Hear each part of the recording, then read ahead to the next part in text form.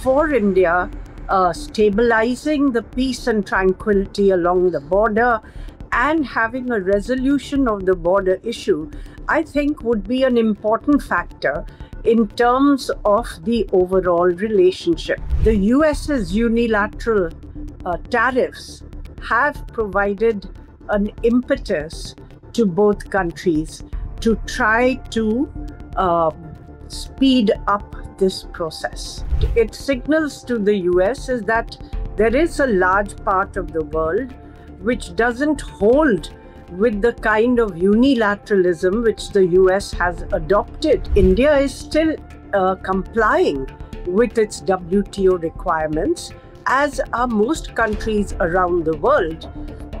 It is the US which has broken its obligations. India's approach right now, because we value our partnership with the US, is neither confrontation nor capitulation. The US is suddenly looking at India through another prism. You know, they've lost that maturity of approach.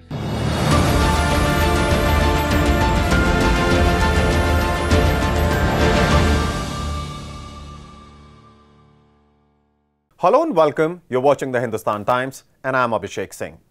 Prime Minister Modi is back in the country after a quick but significant trip to China for the SCO meet. Among the two key meetings the Prime Minister held in China were the meetings with the Chinese President Xi Jinping and the Russian President Vladimir Putin. And all this happened while Peter Navarro, a key Trump advisor, was chiding India over buying Russian crude and justifying punitive tariffs of 50% on Indian exports to the US. To talk about the implications of these developments, I'm joined by somebody who has the distinction of being India's ambassador to the United States from 2009 to 2011, country's second female envoy to the US, Ambassador Meera Shankar. Thank you for having me. So let's start right there, ma'am, by talking about what made headlines world over. And that was, of course, the meeting between Prime Minister Modi and Chinese President Xi Jinping. And the dragon-elephant dance we've been hearing about for decades. Do you think this meeting signifies that the courtship breakup cycle between the two countries is over? Or perhaps it is too early to say that and just optics, not so much substance? Well, I think what both countries have signaled is an interest in stabilizing the relationship and working together to reinforce a rules-based economy. As far as the bilateral relationship is concerned, there has been an erosion of trust following Chinese incursions into the Ladakh sector. After that, there have been efforts to try to disengage at these friction points, and that disengagement process was completed in October last year.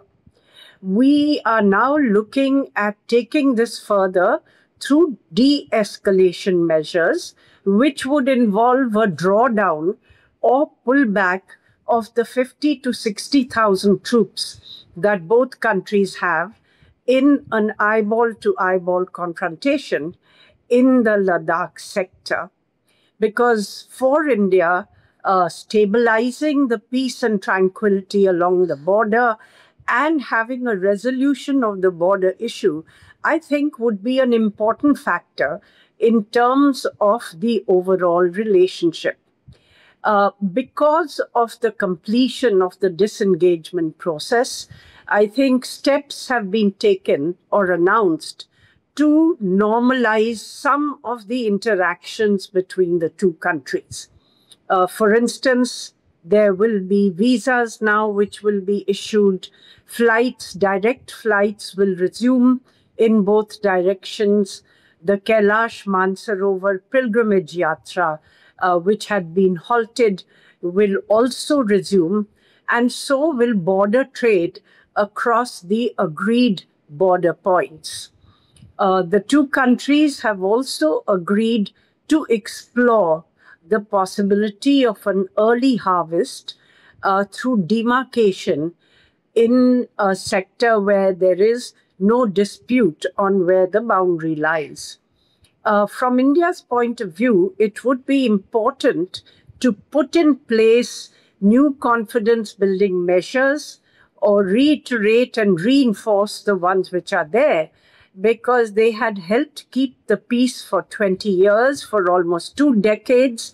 And then that peace was rudely shattered when China broke all those CBMs in Ladakh. More recently, we've seen China provide help, targeting information, intelligence information to Pakistan during the conflict, in Operation Sindoor. So I think there is quite a lot to do to build trust between the two countries. But what you're seeing is a signal from the two leaders, particularly through their body language, that they would like to move step by step in normalizing the relationship and in moving it forward where it is possible. So it's, I think, kind of a process which has been set in motion. I won't say that there has been some magical shift in the relationship. It's a process which started, when Prime Minister Modi and Xi Jinping met in Kazan in 2024, and then the process of disengagement in the last 2 friction points was completed by October 2024. And now, of course, the US's unilateral tariffs have provided an impetus to both countries to try to speed up this process. Now, you briefly talked about what the meeting between the two leaders signaled.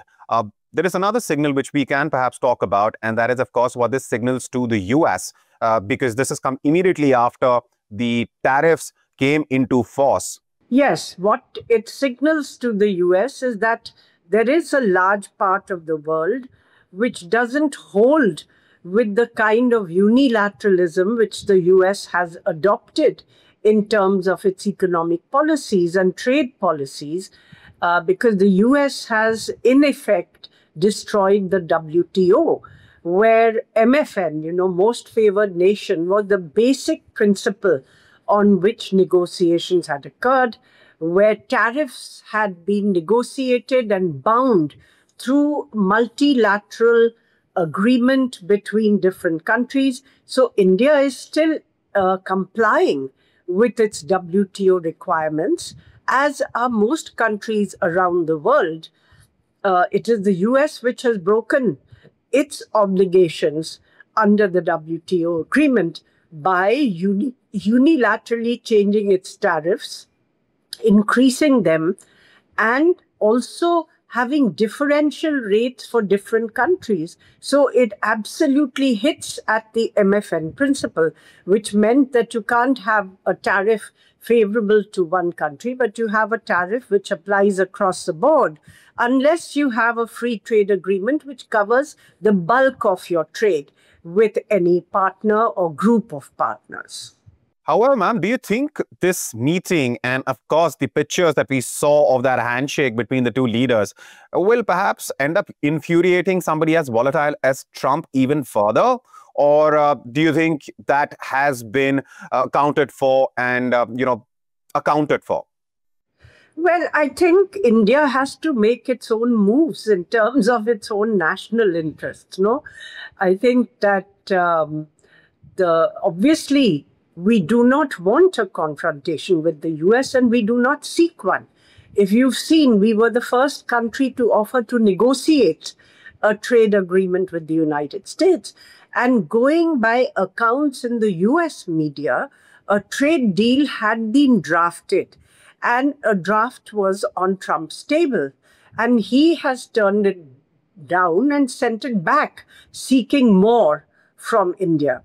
I think that India's approach right now, because we value our partnership with the US, is neither confrontation nor capitulation. Because while it's important for India not to antagonize the US, it's also important to signal that India makes its own decisions and that we are really not an alliance partner of the US. We are not a NATO ally. We are a strategic partner. And that distinction has been consciously accepted by both sides because the US recognized that India has a historical relationship with Russia, which it will keep in place. It's not something which is going to evaporate overnight. And also, given that China is right on our border, I think there is an imperative to try to stabilize that relationship and avoid, as both sides have said, differences becoming entrenched disputes over a longer period. So I think that what has happened is that the US is suddenly looking at India through another prism. They've lost that maturity of approach, which accepted that there are fundamental areas of convergence between the two sides, particularly in the Indo-Pacific and economically, but also that there may be issues on which we have divergent views, given the reality of our geopolitical locations, because the US does not share a border with China. It has oceans between it and most other countries in Europe and Asia. And also the relative levels of our development. The US is a mature, developed economy, the largest in the world. India is a growing economy which seeks to develop and to accelerate its development. So India would like to keep options open in many sectors and to handle its policies in a way which doesn't leave our development vulnerable.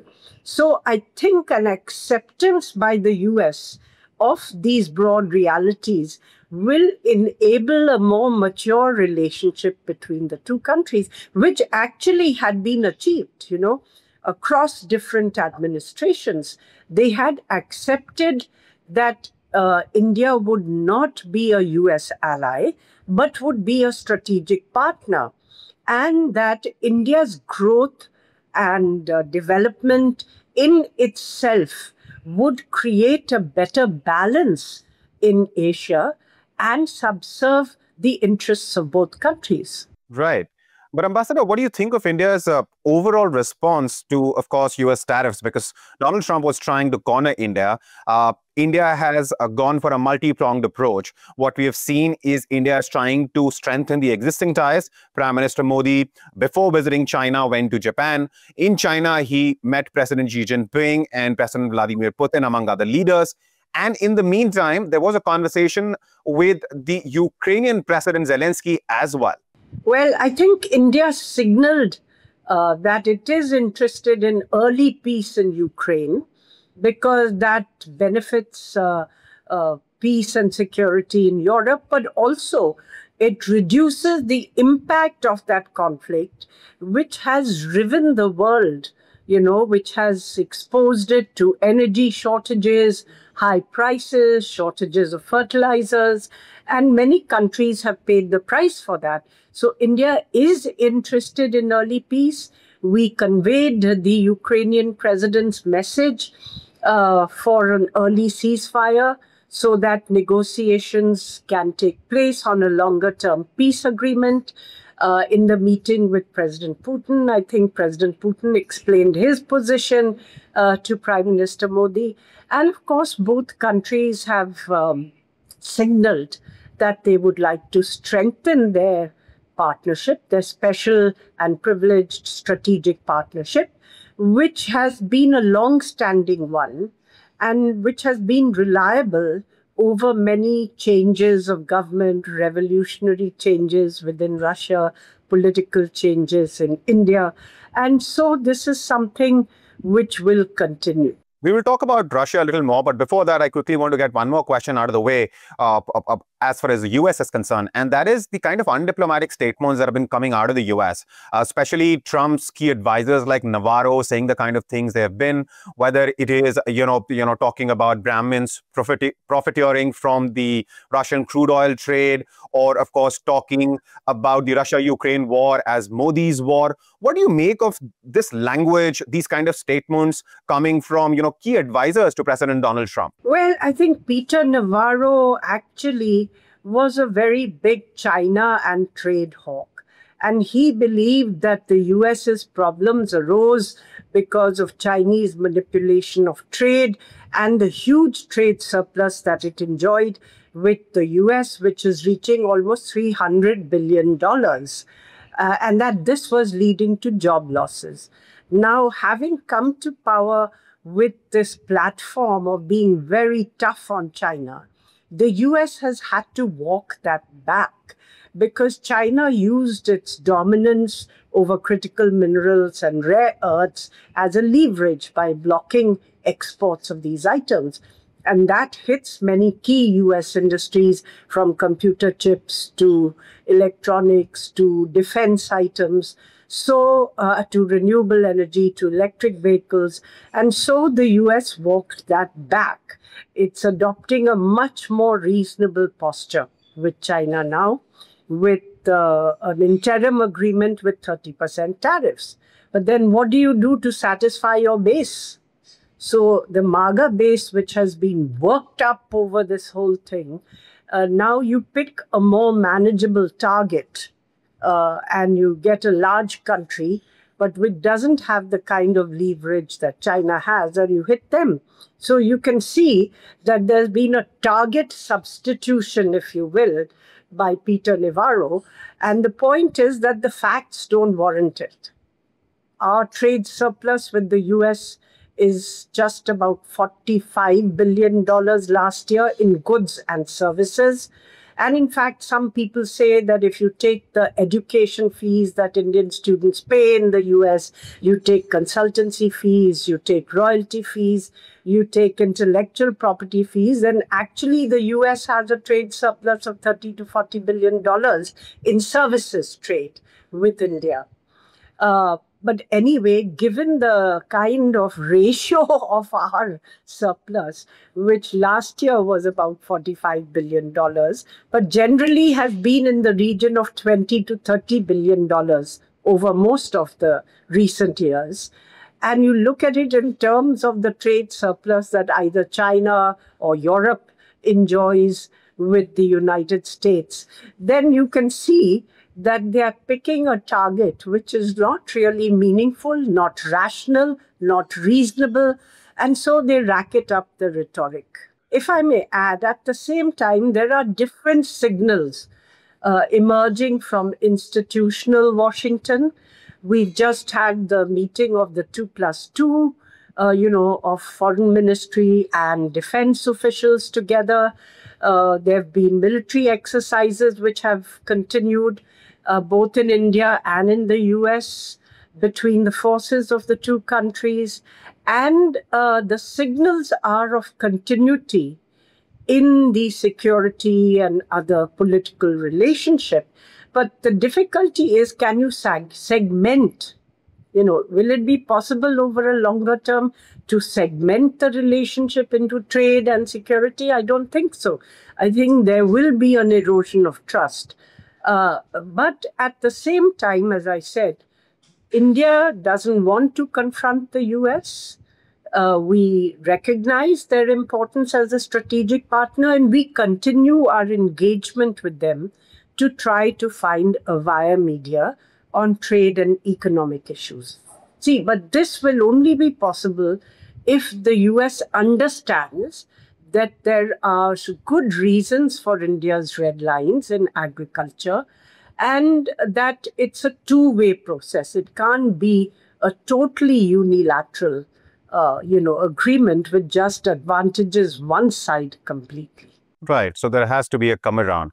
But having said that, my last question to you, Ambassador, is of course about another key meeting which Prime Minister Modi held, and that was with the Russian President Vladimir Putin. There was an informal meeting when the two leaders traveled in the car of President Putin for about 45 minutes. And then, of course, the bilateral happened. So if you can talk about the significance of that meeting, because, of course, Russia and Ukraine war is still ongoing. And now India has to deal with additional 25% tariffs from the US for buying Russian crude. So talk to us about the significance of that meeting, Ambassador. I think that's an important meeting because Russia has been a key strategic partner of India over many, many decades. And they've been reliable. Of course, the economic relationship has been a bit thin because we didn't trade very much with Russia after the fall of the Soviet Union and the collapse of the rupee-ruble trading arrangement. But we did buy defense equipment, and they were a good partner in the strategic sectors of nuclear energy and civilian space cooperation. The BrahMos is an example of a joint production, Indo-Russian joint production. And more recently, because of the impact of the Ukraine war and Europe cutting back on its energy imports from Russia, Russian oil became available to India for import. And therefore, we imported this oil, which was cheaper. And the trade volumes between the two sides have gone up quite substantially. But again, it's a one-way process in the sense we buy large amounts of energy, but Russia is not buying very much from India. And the scope to do so perhaps is somewhat limited. But there is scope to look at strengthening the defense partnership, the partnership in areas such as nuclear energy or space. So I think we will look at ways in which we can strengthen the India-Russia partnership, but also recognize the limits that it has in the economic field. All right. On that note, thank you so much, Ambassador Shankar, for taking the time and talking to us.